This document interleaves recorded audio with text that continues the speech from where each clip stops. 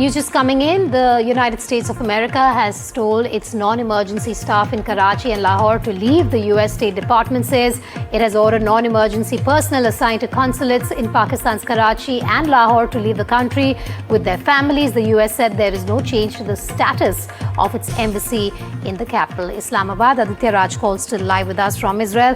Aditya, precautionary measures being taken, and this comes after you've had the US also come out and say that there's very little they can do when it comes to some of the spaces where the embassies are in terms of pushing their people out.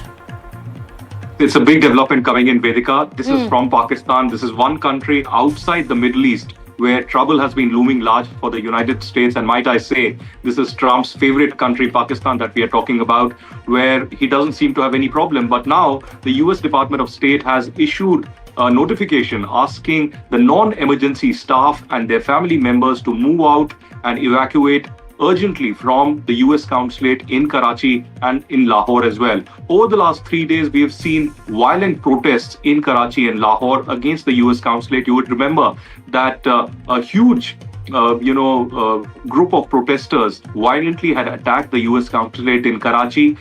In fact, in protests all across Pakistan against US and Israel, till now 24 people have been killed. In Karachi alone, where the US Marines were forced to fire towards the protesters, there were 11 protesters at least who had died and more than 100 who were injured in these US Marine firing that had taken place at the US consulate. There's no change as of now in the US Embassy in Islamabad. It is being protected and heavy security has been given by the paramilitary and the Pakistani forces out there to the US Embassy in Islamabad. But now in Karachi and in Lahore, there is a security crisis for the US, and that's why non-emergency staff and their family members have been asked to evacuate. In Israel as well, there was a notification issued yesterday where the ambassador had clearly said that they are not in a position to ensure the safety of the US diplomats and their family members, and hence the non-emergency staff needs to evacuate. Similar scenes from Qatar, UAE, Kuwait, and Bahrain and other places also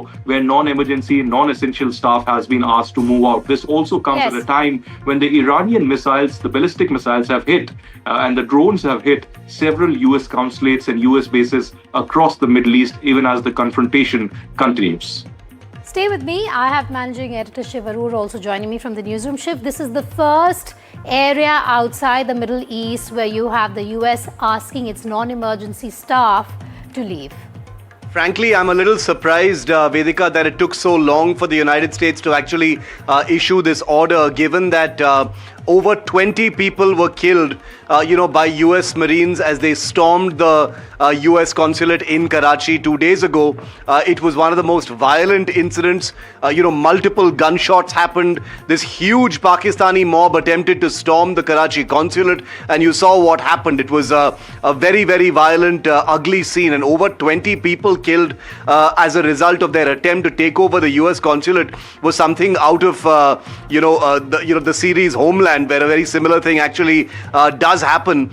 So for the United States to be reacting 2 days later and finally waking up to the fact that its staff are actually at risk in its consulate in Lahore and Karachi is a tad bit surprising. But I would also put that down to perhaps assurances made by the Shehbaz Sharif government, that people in these consulates would be safe. But clearly Trump is taking no chances. The State Department of the United States is clearly taking no chances with a country like Pakistan, which has never been able to completely, reassure outsiders. It has never been able to completely keep people safe on its soil. And therefore, this a terrible incident in which over 20 Pakistani citizens had to be gunned down by US Marines because they were simply physically threatening staff and trying to enter that consulate has meant that this is an unprecedented step the US has taken. And you're right that unlike in the Gulf, where the threat to those embassies and consulates is from Iranian missiles, here it is from one of America's major non-NATO allies. Pakistan is a major non-NATO ally, and Pakistani people are threatening American staff. That is what the world has come to. I wonder if this will have an echo diplomatically speaking as well. But a huge slap in the face of Pakistan that the United States is asking its non-emergency staff to leave from these two key cities. I'm wondering whether Islamabad will be next, Vedika. Let's take a step back and look at the bigger picture here. We're not only talking about the embassies in the Middle East that have been impacted, some of them also being told their staff as well as US nationals, we can't help you find your way out. Now we're seeing this happening in Pakistan, where you have the US embassy asking non-essential staff to move out.